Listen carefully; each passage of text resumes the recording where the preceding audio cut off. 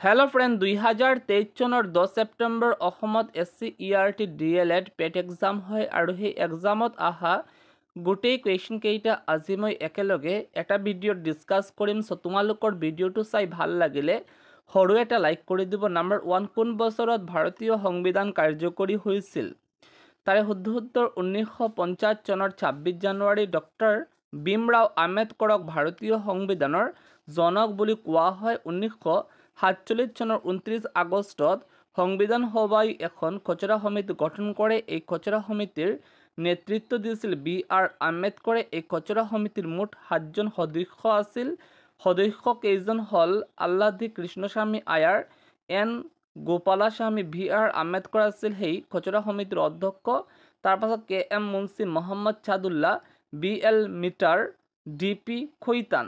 তাৰপাছৰ কুৱেশ্যন, আলিগড় আন্দোলনৰ মুখ্য নেতা কোন আছিল? তাৰে শুদ্ধ উত্তৰ ছাৰ সৈয়দ আহমেদ খান। আৰু ছাৰ সৈয়দ আহমেদ খানে 1875 চনত আলিগড় আন্দোলন আৰম্ভ কৰিছিল। তাৰপাছৰ কুৱেশ্যন নাম্বাৰ 3, 1826 চনৰ ইয়াণ্ডাবু সন্ধি কাৰ কাৰ মাজত হৈছিল? তাৰে শুদ্ধ উত্তৰ ইষ্ট ইণ্ডিয়া কোম্পানী আৰু বাৰ্মাসকলৰ মাজত। আৰু 1826 চনৰ 24 ফেব্ৰুৱাৰীত ইয়াণ্ডাবু সন্ধি স্বাক্ষৰিত হৈছিল। তাৰপাছত কুৱেশ্যন, নিম্নলিখিত কোনটো অক্ষাংশ ভাৰতৰ সৰ্বাধিক সংখ্যক ৰাজ্যৰ মাজেৰে পাৰ হৈ গৈছে? তাৰে শুদ্ধ উত্তৰ 24 ডিগ্ৰী উত্তৰ অক্ষাংশ। আৰু গুজৰাট, ৰাজস্থান, মধ্যপ্ৰদেশ, উত্তৰ প্ৰদেশ, ছত্তীশগড়, ঝাৰখণ্ড, পশ্চিমবংগ, ত্ৰিপুৰা, মণিপুৰ আৰু মিজোৰাম এই 10খন দেশৰ মাজেৰে 24 ডিগ্ৰী উত্তৰ অক্ষাংশ পাৰ হৈ গৈছে। তাৰপাছত বৰাক নদীৰ উপনদী কোনটো? তাৰে শুদ্ধ উত্তৰ দলেশ্বৰী নদী। আৰু বৰাকৰ প্ৰধান উপনদীবোৰ হৈছে জিৰি, দলেশ্বৰী, চিংলা, লংগাই, সোনাই আৰু কাটাখাল। পৃথিৱীৰ আনুমানিক বয়স হৈছে, তাৰে শুদ্ধ উত্তৰ 4.6 × 10⁹ ইয়াৰ্ছ, অৰ্থাৎ 4.6 বিলিয়ন ইয়াৰ্ছ। বিশ্বৰ আটাইতকৈ দীঘল নদী ভ্ৰমণ MV গংগা বিলাস প্ৰথম যাত্ৰা আৰম্ভ কৰিছিল? তাৰ শুদ্ধ উত্তৰ বাৰাণসীৰ পৰা ডিব্ৰুগড়লৈ। আৰু MV গংগা বিলাস হৈছে পৃথিৱীৰ আটাইতকৈ দীঘল মটৰ ভেছেল। এইখন ভাৰতত নিৰ্মিত প্ৰথমখন ক্ৰুজ জাহাজ। তাৰপাছত RTI আইন 2009ৰ কোনটো ধাৰাৰ অধীনত কোৱা হৈছে যে সকলো বিদ্যালয়ে সমাজৰ প্ৰান্তিক আৰু আৰ্থিকভাৱে পিছপৰা শ্ৰেণীৰ শিশুসকলৰ বাবে তেওঁলোকৰ কমেও 25% আসন সংৰক্ষণ কৰিব লাগিব? তাৰে শুদ্ধ উত্তৰ ধাৰা 12(1)C। আৰু RTI আইন 2009 অনুসৰি বিদ্যালয়ৰ প্ৰথম শ্ৰেণীত দুৰ্বল শ্ৰেণীৰ 25% শিক্ষাৰ্থীয়ে চুবুৰীয়া প্ৰাথমিক বিদ্যালয়ত নামভৰ্তি কৰিব পাৰিব। প্ৰাথমিক শিক্ষা পৰ্যায়ত বিনামূলীয়া আৰু বাধ্যতামূলক শিক্ষাৰ অধিকাৰ ভাৰতৰ সংবিধানে অনুচ্ছেদ 21(a)(2002)ৰ জৰিয়তে নিশ্চিত কৰে। তাৰপাছত বায়ুৰ চাপ জোখা যন্ত্ৰটোৰ নাম কি? তাৰ শুদ্ধ উত্তৰ বেৰ'মিটাৰ।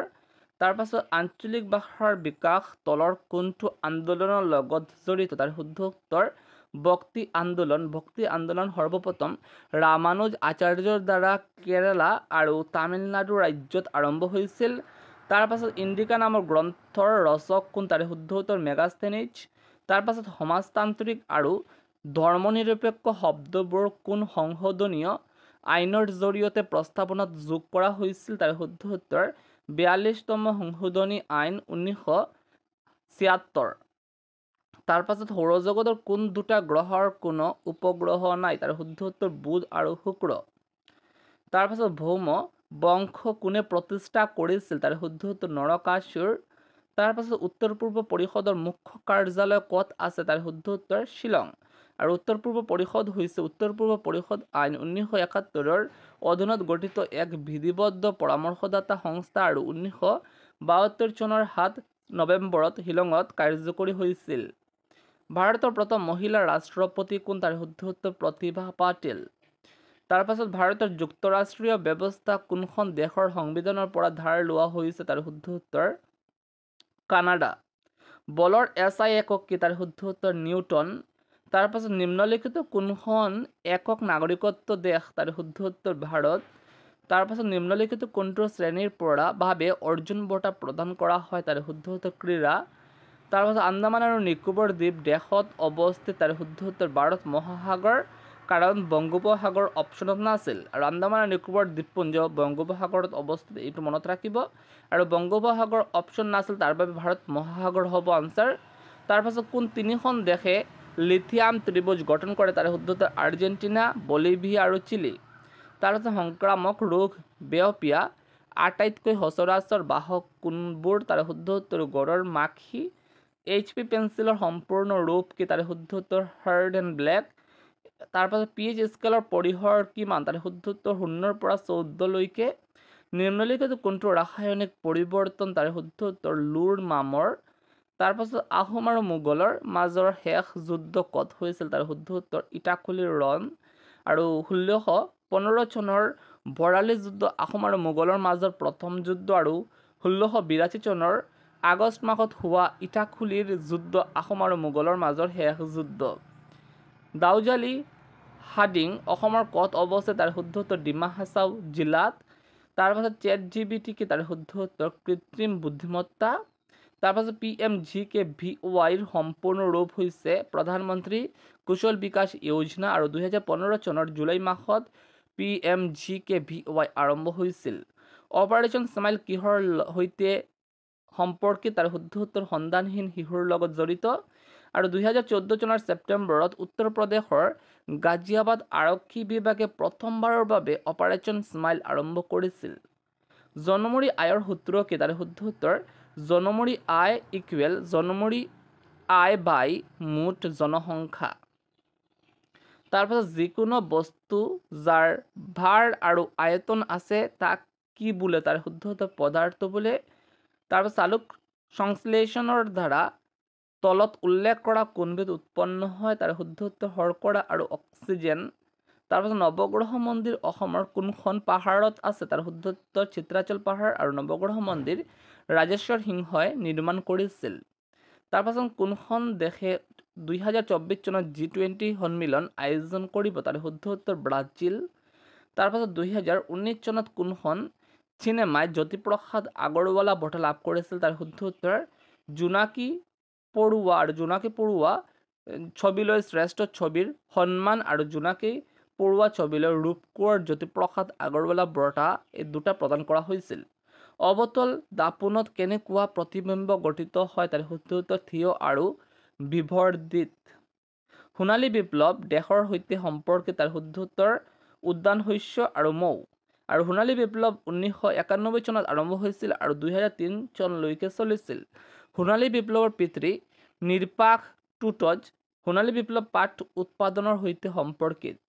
ছডিয়াম হাইড্ৰক্সাইডৰ ৰাসায়নিক সূত্ৰ কি তাৰে শুদ্ধ উত্তৰ NaOH ডিংগিৰ পিছফালৰ অংশ কি বোলে তাৰে শুদ্ধ উত্তৰ নেপ বোলে নিম্নলিখিত কোনটো এনজাইম মানুহৰ পাকস্থলীত নাথাকে আৰু এনেকুৱা চাৰিটা অপশ্যন আহিছিল তাৰ শুদ্ধ উত্তৰ ট্ৰিপচিন এনজাইম সাধাৰণতে ক্ষুদ্ৰতন্ত্ৰত পোৱা যায় তেলেংগানাৰ মুখ্যমন্ত্ৰীৰ নাম কি তাৰ শুদ্ধ উত্তৰ কে চন্দ্ৰশেখৰ তাৰ পাছত পিতল হৈছে তাম আৰু জিংকৰ এক মিশ্ৰণ নিম্নলিখিত কোনটো ফুলৰ অংশ নহয় আৰু এনেকুৱা চাৰিটা অপশ্যন আহিছিল তাৰ শুদ্ধ উত্তৰ পেটিয়ল হৈছে উদ্ভিদৰ এক গাঁথনি যি উদ্ভিদৰ কাণ্ডক পাতৰ ফলকৰ সৈতে সংযোগ কৰে নিম্নলিখিত বোৰৰ ভিতৰত কোনটো তাৰকা নহয় তাৰ শুদ্ধ উত্তৰ ভেনাছ তাৰপাছত নিম্নলিখিত কোনটো হৈছে কাৰ্বন অস্ফটিক ৰূপ আৰু এনে চাৰিটা অপশ্যন আহিছিল তাৰ শুদ্ধ উত্তৰ কোক তাৰপাছত ৰন্ধন গেছ হৈছে দেশৰ মিশ্ৰণ তাৰ শুদ্ধ উত্তৰ প্ৰপেন আৰু বুটেনৰ মিশ্ৰণ চকলেট স্বাস্থ্যৰ বাবে বেয়া হ'ব পাৰে কিয়নো উচ্চ পৰিমাণৰ হয় আৰু এইটোত কি থাকে উচ্চ পৰিমাণে তাৰ শুদ্ধ উত্তৰ লিড থাকে তাৰপাছত বাদুলিবোৰ আন্ধাৰত উৰিব পাৰে কিয়নো তাৰ শুদ্ধ উত্তৰ এইবোৰ তেওঁলোকৰ দ্বাৰা উৎপন্ন অতিশনক তৰংগৰ দ্বাৰা নিৰ্দেশিত তাৰপাছত আহিছিল English opposite word of non existent তাৰ শুদ্ধ উত্তৰ available select the correct pair of adjective and noun তাৰ শুদ্ধ উত্তৰ লং এণ্ড লেংথ আৰু তাৰপাছত question long live our motherland তাৰে শুদ্ধ উত্তৰ অপটেটিভ চেণ্টেন্স এইটো আৰু অপটেটিভ চেণ্টেন্স কাক কোৱা হয় এইটো মই লিখি থৈছোঁ তোমালোকে এইটো পঢ়ি ল'ব হাৰ ড্ৰেছ ৱাজ মেড ডেছ চিল্ক এইটো অফ হ'ব আৰু মেড ফ্ৰম কেতিয়া আহে যদি এটা বস্তুৰ সেই ৰূপটো সলনি হৈ যায় সেই সময়ত কি আহিব ফ্ৰম আহিব কি আৰু যেহেতু ৰূপটো সলনি হোৱা নাই সেইকাৰণে কি আহিছে অফ আহিছে অ'কে Synonyms of obligatory তাৰে শুদ্ধটো required. I smell a rat. Nearest meaning of the word. এইটোৰ nearest meaningটো হৈছে to suspect some foul play. তাৰপৰা child marriage is a great hindrance dash progress তাৰে শুদ্ধটো to.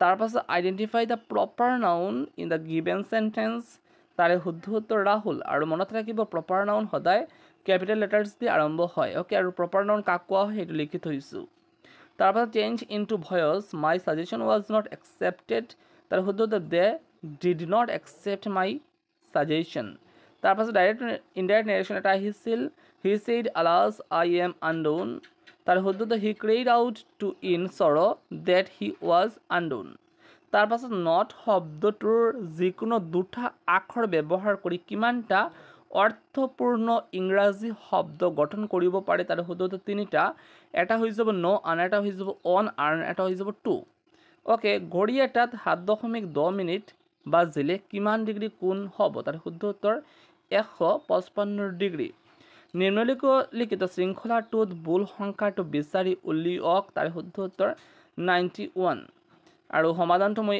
দি থৈছোঁ তাৰ পাছত a to the power 5 by a to the power 3 into a to the power 8 তাৰে শুদ্ধ উত্তৰ a to the power 10 তলৰ কোনটো পূৰ্ণ সংখ্যাৰ সংহতি তাৰে শুদ্ধ উত্তৰ ... -3 -2 -1 0 1 2 3 ... যদি আকাশক সাগৰ বুলি কোৱা হয় সাগৰক পানী বুলি কোৱা হয় পানীক বায়ু বুলি কোৱা হয় বায়ুক মেঘ বুলি কোৱা হয় আৰু মেঘক নদী বুলি কোৱা হয় তেন্তে পিয়াহ লাগিলে আমি কি পান কৰোঁ তাৰে শুদ্ধ উত্তৰ বায়ু পান কৰোঁ যদি ডলাৰ মানে ভাগ হয় আৰু @ মানে পূৰণ হয় আৰু হ্যাশ মানে বিয়োগ হয় তেন্তে 10#5 $1.5 মানে কি হ'ব এতিয়া হ্যাশৰ ঠাইত কি আহিব হ্যাশ মানে হৈছে আপোনাৰ বিয়োগ হ্যাশৰ ঠাইত মাইনাস আহি যাব আৰু @ মানে হৈছে ইনটু ৰ জায়গাত ইনটু আহি যাব আৰু ডলাৰৰ জায়গাত আহি যাব আপোনাৰ ডিভাইড আনসাৰ হৈ যাব 9 তলৰ কোন সূত্ৰটো শুদ্ধ তাৰে শুদ্ধটো speed equal distance by time তাৰপাছত white is two piece red is two কি হ'ব হোৱাইট মানে বগাৰ যি প্ৰতীক সেইটো হৈছে শান্তিৰ প্ৰতীক বগাটো হৈছে শান্তিৰ প্ৰতীক ঠিক এনেকুৱা ৰঙাটো হৈছে ভায়োলেন্সৰ প্ৰতীক তাৰপাছত ADGBED তাৰপাছত DEH হ'ব 71 শুদ্ধ উত্তৰ 54 x² - 36 xy তাৰপাছত 30 জন পুৰুষে 16 দিনত এটা কাম কৰিব পাৰে 20 দিনত কিমানজন পুৰুষে একেটা কাম কৰিব পাৰিব এনে কুৱেশ্যন আহিলে আগতে কামৰ পৰিমাণটো উলাই ল'ব লাগিব 30 * 16 মানে হৈ যাব সৰ্বমুঠ কামৰ পৰিমাণ আৰু সেইটো 20 দি ভাগ কৰি দিব লাগিব তেতিয়া উত্তৰটো আহি যাব আনসাৰ হৈ যাব 24 জন পুৰুষে x ৰোমান নম্বৰৰ মান কিমান c মানে হৈছে 100 আৰু x মান হৈছে 10 আৰু ৰোমান নম্বৰৰ ক্ষেত্ৰত আগতে যদি সৰু সংখ্যা আহে আৰু পাছত যদি ডাঙৰ সংখ্যাটো আহে তেন্তে ডাঙৰ সংখ্যাৰ পৰা সৰু সংখ্যাটো মাইনাস কৰি দিব লাগে অৰ্থাৎ আনসাৰ হৈ যাব 90 তাৰ পাছত 428ৰ 4 / 1 অংশ 2016ৰ 6 / 1 অংশতকৈ কিমান সৰু তাৰে শুদ্ধ উত্তৰ 73 আৰু এনেকুৱা কৰিব লগা হৈছে তাৰ পাছত 10⁶ লিটাৰ পানী ধাৰণ কৰিব পৰা চৌবাচ্চা এটাৰ ধিক ইয়াৰ প্ৰস্থৰ 2 গুণ আৰু প্ৰস্থ ইয়াৰ উচ্চতাৰ 2 গুণ চৌবাচ্চাটোৰ উচ্চতা হৈছে আৰু চৌবাচ্চা মানে হৈছে আয়তীয় ঘনক আৰু আয়তীয় ঘনকৰ যি আয়তন সেইটো হৈছে দৈৰ্ঘ্য ইনটু প্ৰস্থ ইনটু উচ্চতা এতিয়া উচ্চতাৰ ধৰি লৈছো h আৰু উচ্চতাৰ দ্বিগুণ হৈছে প্ৰস্থ অৰ্থাৎ 2h হৈ যাব আৰু প্ৰস্থৰ দুগুণ হৈছে আপোনাৰ দৈৰ্ঘ্য অৰ্থাৎ 4h হৈ যাব আৰু আনসাৰ হৈ যাব 350 তাৰপাছত কোনো এক কৰ্মচাৰীৰ মুঠ দৰমহাৰ পৰা 30% কৰ কৰ্তন কৰাৰ পিছত 31,507 লৈ আহে তেওঁৰ দৰমহাৰ মুঠ পৰিমাণ হৈছে তাৰ শুদ্ধ উত্তৰ 45,000 টকা আৰু সমাধানটো এনেকুৱা কৰিব লগা হৈছে মোৰ তাৰপাছত এটা প্ৰবন্ধ 2700 টকাত বিক্ৰী কৰি এজন ব্যক্তিয়ে 10% হেৰুৱায় যদি তেওঁ ইয়াক 3600 টকাত বিক্ৰী কৰে তেন্তে তেওঁৰ লাভৰ শতাংশ হৈছে আৰু তাৰ শুদ্ধ উত্তৰ 20% আৰু এইটো এনেকুৱা এই তিনিটা সূত্ৰ দি মোৰ কৰিব লগা হৈছে নাম্বাৰ 78 যদি আজি দেওবাৰ হয় 29 দিনৰ দিনা কি বাৰ হ'ব তাৰ শুদ্ধ উত্তৰ সোমবাৰ হ'ব এটা 29 শব্দটো 7 দিয়ে ডিভাইড কৰি দিব লাগে। যদি মই ধৰি লৈছোঁ 7 তাৰিখটো হৈছে দেওবাৰ, অৰ্থাৎ 14 তাৰিখটো আকৌ হ'ব দেওবাৰ, এনেকৈ 28 তাৰিখ আকৌ হ'ব দেওবাৰ, আৰু সেইটোৰ পাছৰ দিন হৈ যাব সোমবাৰ। অ'কে, চ' 29 দিন শব্দটো মোৰ 7 দি ভাগ কৰি দিব লাগে, আৰু ভাগ শেষ যদি 1 থাকি যায় তেন্তে সেই দেওবাৰ থাকিলে সেইটোৰ লগত আৰু এটা দিন প্লাছ হৈ যাব। যদি 2 আহে ভাগ শেষ তেন্তে দেওবাৰ থাকিলে সেইটোৰ লগত আৰু 2টা দিন প্লাছ হৈ যাব। তাৰপাছত 5 ভাগৰ 17ৰ সৈতে 3 ভাগৰ 29 পাবলৈ কি যোগ কৰিব লাগিব? অৰ্থাৎ মোৰ কি কৰিব লাগে, 3 ভাগৰ 29ৰ পৰা 5 ভাগৰ 17 মাইনাছ কৰি দিব লাগে, আৰু আনচাৰ হৈ যাব 15 ভাগৰ 94। আৰু 18 নম্বৰ কুৱেশ্যনৰ শুদ্ধ উত্তৰ 64। তাৰপাছত আৰ্থক যদি PQNZS লিখা হয় তেন্তে হাৰ্টক কি লিখা হ'ব? তাৰ শুদ্ধ উত্তৰ SQPMZ। যদি 5230789 সংখ্যাটো ওলোটাকৈ লিখা হয় তেন্তে স্থান অপৰিৱৰ্তিত থকা অংকটো হৈছে তাৰ শুদ্ধ উত্তৰ 0। যদি এটা ত্ৰিভুজৰ 3টা কোণৰ মান 40 ডিগ্ৰী, 3x ডিগ্ৰী আৰু x ডিগ্ৰী হয় তেন্তে xৰ মান কি হ'ব? তাৰ শুদ্ধ উত্তৰ 35 হ'ব। নাম্বাৰ 84, ভাষা অসমীয়া ইংৰাজী শব্দকেইটাক যথাযথ প্ৰতিনিধিত্ব কৰা চিত্ৰটো চিহ্নিত কৰা। এতিয়া অসমীয়া আৰু ইংৰাজী কিন্তু বেলেগ বেলেগ ভাষা, আৰু দুটাই কিন্তু ভাষা। চ' আনচাৰ হৈ যাব অপশ্যন নম্বৰ চি, কাৰণ মই ধৰি লৈছোঁ এটা ভাষা হৈ গৈছে এই প্ৰথমটো চাৰ্কুল। অ'কে, আৰু এই চাৰ্কুলৰ ভিতৰত আকৌ দুটা চাৰ্কুল, এটা হৈছে অসমীয়া আন এটা হৈছে ইংৰাজী। অ'কে, আৰু 85ৰ শুদ্ধ উত্তৰ আপোনাৰ 4। নাম্বাৰ 86, প্ৰৰ উপসৰ্গ কি? তাৰ শুদ্ধ উত্তৰ প্ৰণাম। তাৰপাছত 38, ইয়াৰ অৰ্থ কি? তাৰ শুদ্ধ উত্তৰ চহকী। জাননীৰ সমাৰ্থক শব্দ তলৰ কোনটো নহয়? তাৰ শুদ্ধ উত্তৰ ধাই। আঠে বেটেটো খণ্ডবাক্য নে ফকৰা যোজনা? তাৰ শুদ্ধ উত্তৰ ফকৰা যোজনা। সেন্দুৰ যুগ ঈশা সেন্দুৰীয়া। হিমালয় সন্নিৱেশিত কৰা হিমযুগ আলয়। তেজৰে কমলাপতি নামৰ বৰগীতটোৰ ৰচক কোন? তাৰ শুদ্ধ উত্তৰ মাধৱদেৱ। তেওঁ ভাত খাই অফিচলৈ গ'ল, এইটো কোন ক্ৰিয়া? তাৰ শুদ্ধ উত্তৰ সমাপিকা ক্ৰিয়া। সিংহা, বেত আৰু ভেনু এই তিনিটা হ'ল বাদ্যযন্ত্ৰ। আহিবচোন চোন শব্দটোৱে কি বুজায়? তাৰ শুদ্ধ উত্তৰ অনুসৰ্গ বুজায়। তাৰপাছত তলৰ কোনটো বিশেষণ? তাৰ শুদ্ধ উত্তৰ ভাল ল'ৰা। নিম্নলিখিত ধ্বনিসমূহৰ নাসিক্য ধ্বনিৰ বৰ্ণ কোনটো? তাৰ শুদ্ধ উত্তৰ ম। আৰু নাসিক্য ধ্বনি কাক কোৱা হয় সেইটো শিকি ল'ব। অব্যয় পদটি বাছি উলিয়াবা। আৰু কৈছে তোমালোকৰ পৰীক্ষা কেতিয়া আৰম্ভ হ'ব? তাৰে শুদ্ধ উত্তৰ কেতিয়া। আৰু অব্যয় পদ কাক কোৱা হয় সেইটো জানি ল'ব। সাহিত্য পঠনৰ জৰিয়তে আমাৰ চিন্তাত জন্মায়, তাৰ শুদ্ধ উত্তৰ ৰুচিবোধ জন্মায়। ধ্যানমগ্ন শব্দটোৰ অৰ্থ কি? তাৰ শুদ্ধ উত্তৰ তন্ময়।